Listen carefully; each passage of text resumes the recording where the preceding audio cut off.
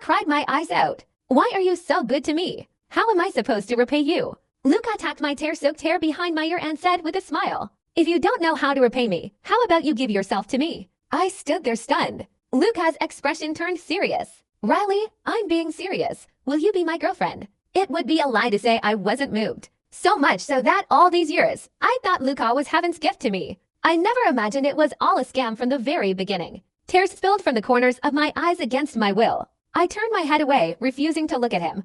But my voice was exceptionally firm. Luca, let's break up. The moment the words left my mouth, Luca's phone rang. He glanced at it, his tone casual, as if he didn't care at all. I'll just assume you're upset and saying things you don't mean. As long as you behave this year, you'll get everything that's supposed to be yours. I'm going to Zoe's welcome back party first. Stay home and think it over. The instant the door closed, my emotions collapsed. I smashed the only photo of Luca and me together. My suddenly bright phone screen caught my attention. It was a link from my best friend. Luca's book had become popular, and he'd been exposed to the public along with it. These past few days, she'd sent me plenty of videos related to Luca, but this time, seeing the text she sent, I froze for a long moment. Your early photos with Luca have been dug up. In truth, Luca had never publicly acknowledged my existence. Every time I brought it up, Luca would use the excuse that he didn't want his private life to receive too much attention. So I'd followed Luca for 5 years without any recognition or status. Even though I already had a suspicion in my heart when I clicked the link, my heart felt like it had been pricked by a needle.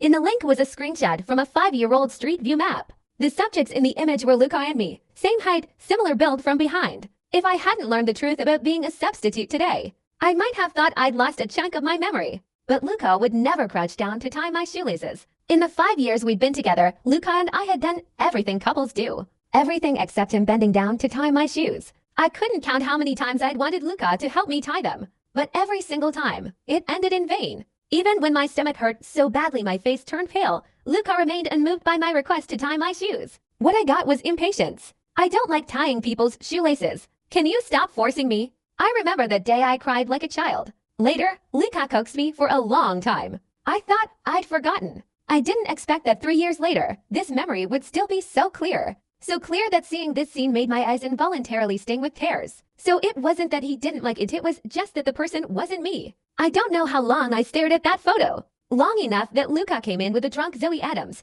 and only then did I snap back to reality. Seeing I was still awake, Luca paused, then explained. Zoe got drunk. She lives alone with no one to take care of her. I should have cried. I should have made a scene. But I knew clearly it wouldn't help.